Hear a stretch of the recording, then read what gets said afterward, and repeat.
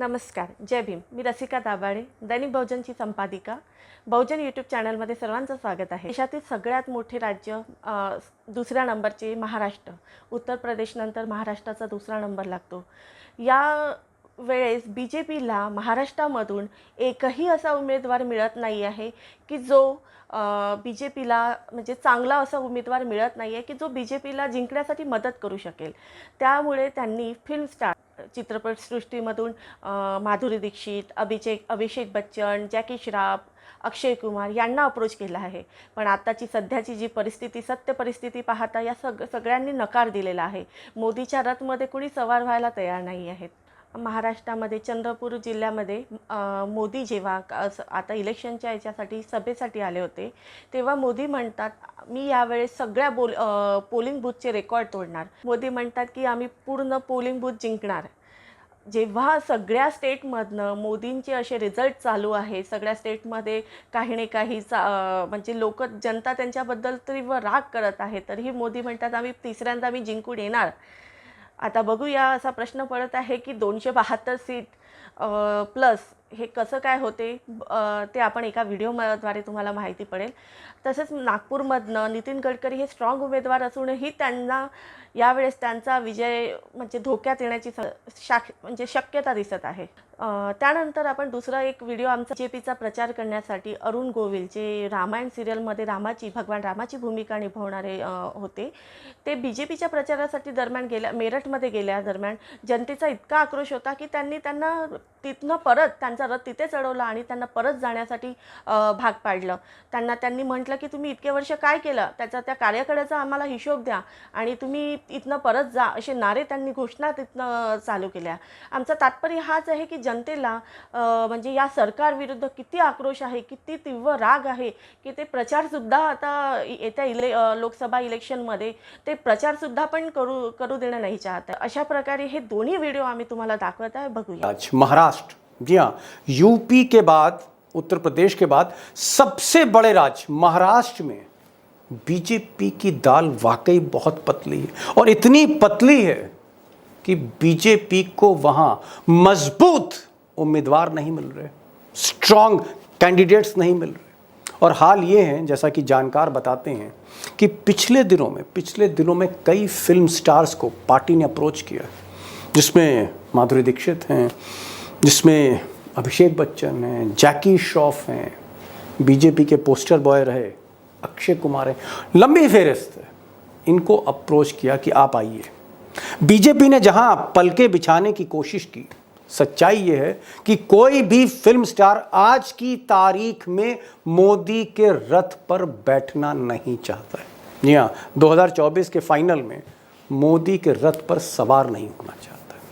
और अगर आप कल की बात लें तो कल आशीष शेलार, बीजेपी के मुंबई के चीफ बड़े नेता, ये सलमान खान के घर गए मुंबई में, बांद्रा में. सलमान खान से मिले, सलीम खान से मिले, हेलन से मिले, और भी कई लोगों से मिले, वहाँ फिल्म स्टार से मिले. काफ़ी देर बात हुई लेकिन बात बनी नहीं, खामोशी से वापस आना पड़ा. हालांकि बाद में उन्होंने कहा कि ये मुलाकात चुनाव से रिलेटेड नहीं थी.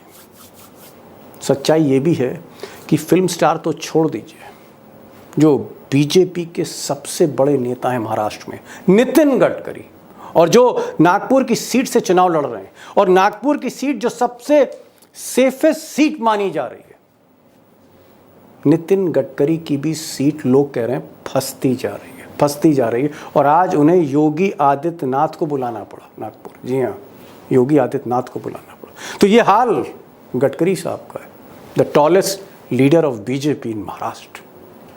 अब दोस्तों, महाराष्ट्र में जहां बड़े बड़े फिल्म स्टार भी मोदी जी के साथ इस फाइनल को खेलने के लिए तैयार नहीं हैं, वहां मोदी जी का कहना है कि इस बार वो पुराना रिकॉर्ड तोड़ने जा रहे हैं. यानी 2019 में से 41 सीटें जीती थी महाराष्ट्र से मोदी जी ने, 41 सीट्स आउट ऑफ 48, 48 में से 41 सीट जीती थी. मोदी जी कह रहे हैं कि इस बार 41 से भी ज़्यादा सीट ला रहे हैं. और आज जब महाराष्ट्र के चंद्रपुर में उन्होंने अपना शंखनाद किया चुनाव अभियान का महाराष्ट्र में, तो उन्होंने मंच से कहा कि इस बार बीजेपी हर बूथ पर, ऑन एवरी बूथ, रिकॉर्ड तोड़ देगी, सारे पुराने रिकॉर्ड तोड़ देगी. सुनिए, मोदी जी को सुनिए। और मेरा आपसे आग्रह है, हर पोलिंग बूथ अपने पुराने सारे रिकॉर्ड तोड़ दे। तोड़ेंगे? इस चुनाव में हमें सबसे पहले पोलिंग बूथ जीतना है। हम दोस्तों अगर मोदी जी की बातों पर यकीन करें तो इस बार वो हर बूथ पर रिकॉर्ड तोड़ने जा रहे हैं। बीजेपी हर बूथ पर रिकॉर्ड तोड़ेगी, यानी जो 41 सीटें 2019 में मिली थी या जो 41 सीटें उन्हें 2014 में मिली थी महाराष्ट्र में, इस बार वो 41 प्लस सीट्स लाने जा रहे हैं। 41 प्लस सीट्स मोदी जी लाने जा रहे हैं, सारे रिकॉर्ड तोड़ रहे हैं। अब चलिए सच्चाई पता कर लेते हैं कि मोदी जी की बात सही है या मोदी जी की जो एजेंसियां हैं, जो इंटेलिजेंस ब्यूरो की जो असेसमेंट रिपोर्ट है, जो मोदी जी की एजेंसियां हैं वो क्या कह रही हैं और मोदी जी मन से क्या कह रहे हैं, जरा इसको भी जान लेते हैं, फिर बड़ी खबर की तरफ बढ़ते हैं। इसलिए जो ग्राउंड उनका जो रिपोर्ट है, जो काफी मेरे ख्याल से सेंसिटिव रिपोर्ट है वो, और मैं आपकी चैनल पे बताना चाहता हूँ। तो उन्होंने कहा है कि महाविकास आघाड़ी जो अपोजिशन का जो इंडिया अलायंस का जो पार्ट है महाविकास आघाड़ी, उनको 26 सीट दिखा रही है और भारतीय जनता पार्टी जो डीएनए जिसको यहाँ पे महायुति कहा जाता है, उनको 22 सीट दिखा रही है। अब जहां मोदी जी कह रहे थे कि 41 प्लस सीटें आ रही हैं, वहीं पर सीनियर जर्नलिस्ट सुधीर सूर्यवंशी कह रहे हैं कि जो इंटेलिजेंस ब्यूरो की रिपोर्ट है, जो सरकारी एजेंसियों की रिपोर्ट है, उसमें बीजेपी यानी मोदी जी के खाते में 41 नहीं 22 सीटें जा रही हैं। और ये कोई गोदी मीडिया का सर्वे नहीं है, ये कोई अल्टरनेट मीडिया का सर्वे नहीं है, ये किसी पॉलिटिकल पार्टी का सर्वे नहीं, ये तो एजेंसियां कह रही हैं। उनके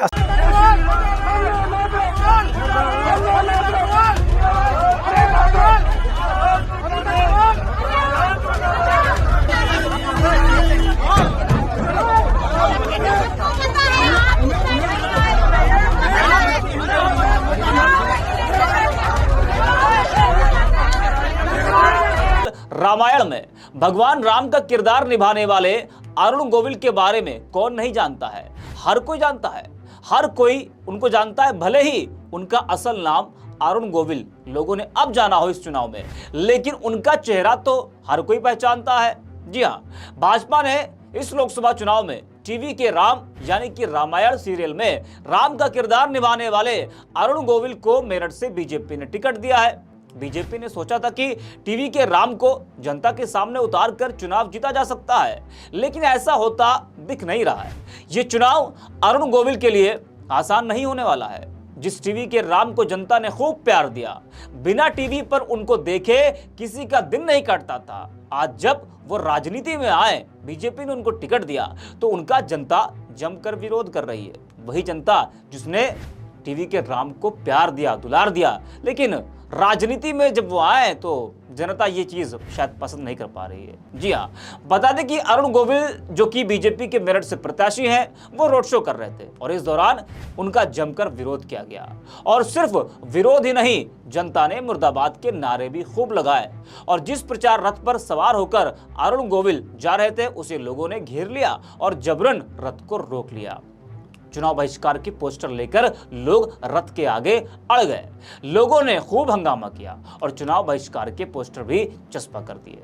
अब आप सोचिए कितना बुरा हाल है बीजेपी के प्रत्याशियों का। ऐसा नहीं कि कोई अरुण गोविल का विरोध हुआ है, इससे पहले भी कई बीजेपी प्रत्याशियों का विरोध हुआ है, वो भी आपको हम बताएंगे।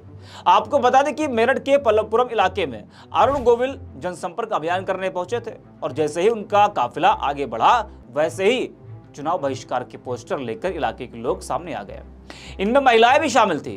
अरुण गोविल के प्रचार रथ के आगे भीड़ आ गई और खूब हंगामा भी हुआ। मुर्दाबाद के नारे लगे और अरुण गोविल वापस जाओ के नारे लगाए गए।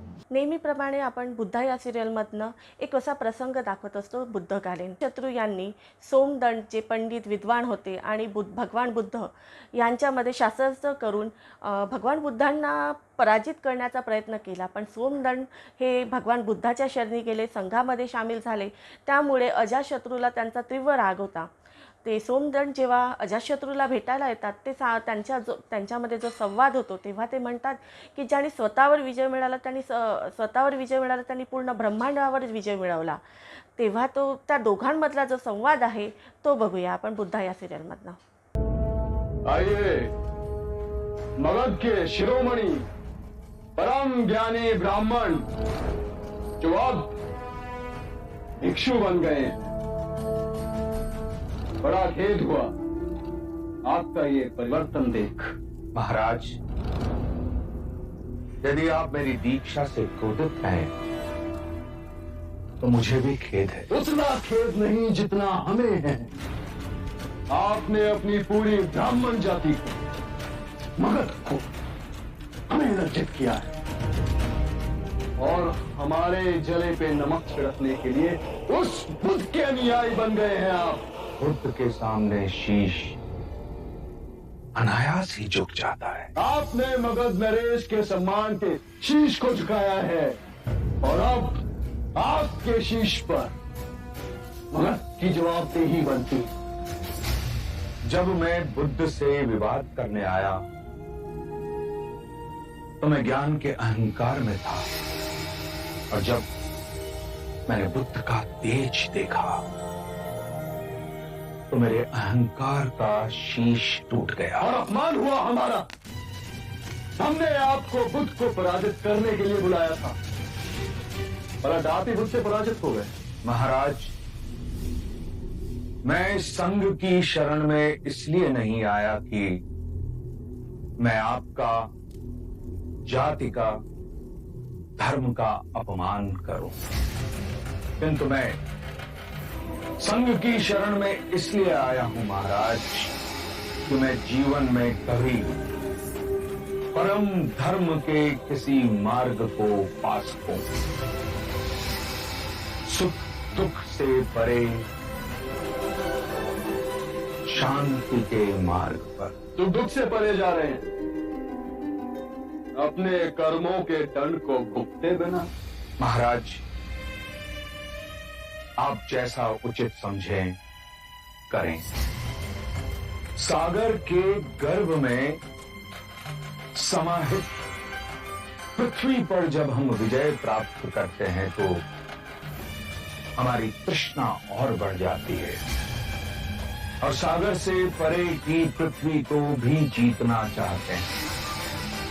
जिस प्रकार मनुष्य लोभी होता है, उसी प्रकार सागर भी लोभी होता है। वो सदैव जल की इच्छा रखता है, और जिसने अपने आप को जीत लिया उसने महाराज ब्रह्मांड को जीत लिया। अब एक और शब्द नहीं। मैंने आपको यहां धर्म की चर्चा के लिए नहीं बुलाया है। आप स्वयं को जीतने जा रहे हैं, दुख से जीतने जा रहे हैं, है ना?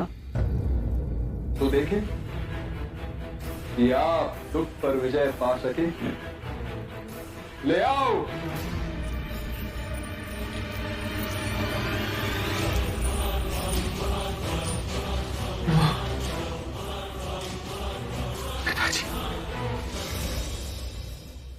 तो परम ज्ञानी सोनदान, अभी तक आप में सुख और दुख ऊपर नहीं हो सकते। आपका दोषी मैं हूं,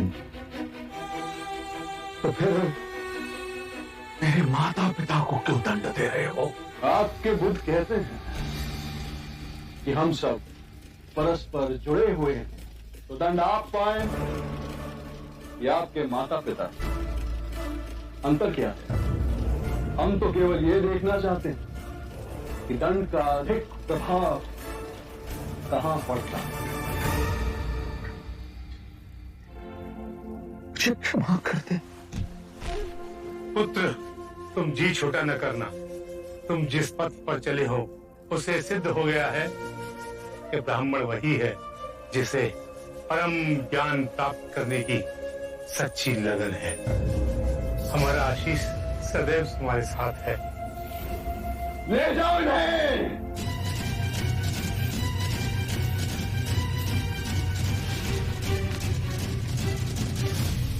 नेहमीप्रमाणे आपण बहुजन सौरभ या पेपरचा आढावा घेऊया. तर बघूया आता काय घडामोडी झाल्या आहेत. तर देशात पुन्हा निवडणुका होणार नाहीत. अर्थमंत्री सीतारामन यांचे पती यांनी असं म्हटलेलं आहे की आता पुन्हा देशामध्ये निवडणुका होणार नाही. जर ही सरकार आली, ही तानाशाही सरकार आली, तर पुन्हा निवडणुका होणार नाही असं त्यांचं वक्तव्य आहे. की ही सरकार लोकशाही संपवण्याचा मार्ग म्हणजे संपवण्याचा प्रयत्नात आहे. जर लोकशाही संपेल तर निवडणुका पण होणार नाहीत असं त्यांचं वक्तव्य आहे. दुसरं त्याच बाजूला आपण कोट्यातल्या कंपन्यांकडून भाजपाला कोट्यावधीचे दान. आम आदमी पार्टीचे संजय सिन्हा यांनी असं म्हटलेलं आहे की ज्या कंपन्या 1 लाखाहूनही त्यांना नुकसान होतं, कोट्यावधींचं नुकसान झालेलं आहे, तरीही त्यांनी अशा 33 कंपन्यांनी एकमेव भाजपा सरकारला कोट्यावधीचं दान म्हणजे 450 कोटी रुपयांचं निधी दिलेला आहे. त्याच बाजूला बघूया महायुती आणि महाविकास आघाडीला पाडणार मनोज जरांगे. मनोज जरांगे हे नाशिकच्या दौऱ्यावर असताना त्यांनी असं म्हटलं आहे की महायुती आणि महाविकास आघाडी यांना आपण पाळूया.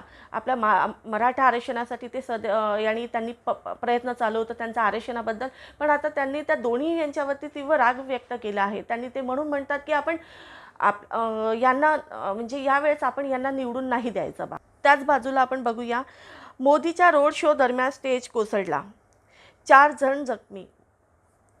मध्य प्रदेशातील जबलपूर येथे पंतप्रधान नरेंद्र मोदी रोड शो दरम्यान गेले असता 4 जण जखमी आणि एक जे पोलीस होते जवान त्यांना ते पण जखमी झालेले आहेत. त्याच बाजूला बघू वेळ पडल्यास देशाची राज्यघटना बदलू. जानकरांच्या वक्तव्याचा आंबेडकरी संघटनांकडून निषेध. 2 दिवसापासून महादेव जानकर यांनी एका वृत्तवाहिनीला म्हटलेलं आहे की आम्ही संविधान बदलू, राज्यघटनाच बदलून टाकू. लोकशाही बनवण्याचं त्यांचं हे वक्तव्य व्हायरल झालेलं आहे आणि जे आंबेडकरी जनतेला पण कळलेलं आहे त्याबद्दल त्यांनी आंबेडकरी संघटनांकडून प्रत्येक जागी निषेध होत आहे त्यांच्या. या वक्त बघूया बॉम्बेने विमानतळ उडवून देण्याची धमकी, दोघांना दिले अटक. भाजपने राष्ट्रवादीच्या उमेदवाराला चोपले. एकेकाळी भाजप आणि राष्ट्रवादीचे उमेदवार म्हणजे अजित पवार हे म्हणतात की आम्ही म्हणजे मिळून राहू, आम्ही खूप म्हणजे वक्तव्य केलेलं आहे आणि तिकडेच भाजपनेच एका राष्ट्रवादी उमेदवाराला अत्यंत एका वादावरून चोपले. आता बघूया आपण page number 4. Doctor Babasaheb Ambedkar आणि त्यांच्या धम्मक्रांती पुस्तकाचे प्रकाशन. RS बागडे लिखित डॉक्टर बाबासाहेब आंबेडकर आणि त्यांची धम्मक्रांती या पुस्तकाचे प्रकाशन करण्यात आलेले आहे. त्याच्याच बाजूला नथिंग टू से सर्वोत्कृष्ट आणि द फिअर फॅक्टर द्वितीय हे जे नाटक आहे अमरावती येथे पार पडलेल्या 2 दिवसीय नाटकीय स्पर्धेत नथिंग टू से याला सर्वोत्कृष्ट म्हणून प्रथम प्राइज मिळालेला आणि द फिअर फॅक्टर या नाटकाला द्वितीय प्राइज देण्यात आलेला आहे. त्याच्याच बाजूला बघूया महाराष्ट्र अंधश्रद्धा निर्मूलन समितीने घेतले कुही प्रकल्पातील सर्व अंगणवाडी सेविकांचे प्रशिक्षण.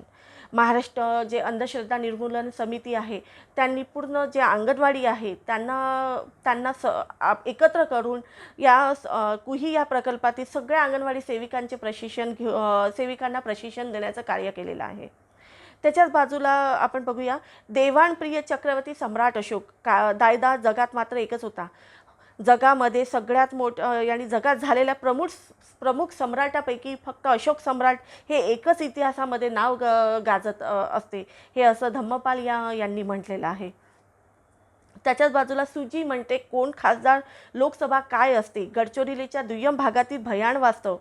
लोकसभा निवडणुकीच्या घोषणा झाल्यानंतर देशात सर्वत्र लोकशाहीचा उत्सव साजरा असताना गडचिरोली जिल्ह्यामध्ये एक असं गाव आहे की जिथे लोकशाही काय आणि तिथे आमदार काय असते हे सुद्धा लोकांना माहिती नाही आहे. देशामध्ये अजूनही इतकी भयानक स्थिती आहे याचा अत्यंत खेद होतो. त्याच्याच बाजूला आपण बघूया doctor Ambedkar institute of social वर्कचे ग्रामीण शिबिर. राष्ट्रसंत तुकडोजी महाराज नागपूर विद्यापीठाच्या अभ्यासक्रमानुसार doctor Ambedkar institute of social वर्कचे ग्रामीण शिबिर भरवण्यात आले होते. त्याच्या बाजूला आमच्या बहुजन सौरभची एक जाहिरात दिली आहे की तुम्ही सगळ्यांनी 11 एप्रिल राष्ट्रपिता महात्मा ज्योतिबा फुले, 14 एप्रिल बाबासाहेब आंबेडकर यांच्या जयंतीनिमित्त आणि 16 एप्रिल डॉक्टर अशोक सम्राट यांच्या जयंतीनिमित्त आम्हाला जाहिराती द्यावे आणि बहुजन सौरभ याला बळकट करावे. तुम्ही जर जाहिराती दिला तर त्यानुसार एक आधार मिळेल आमच्या बहुजन सौरभला. पेज नंबर 2 मध्ये बघूया आपण अडवणूक आणि निवडणूक. आता येत्या लोकशाहीच्या 19 एप्रिलपासून इलेक्शन आहे, त्याच्या ह्याच्यावर आम्ही अडवणूक आणि निवडणूक हा एक आमचा अग्रलेख टाकलेला आहे, तो तुम्ही वाचावा. त्याच बाजूला आपण बघूया प्रामाणिकता.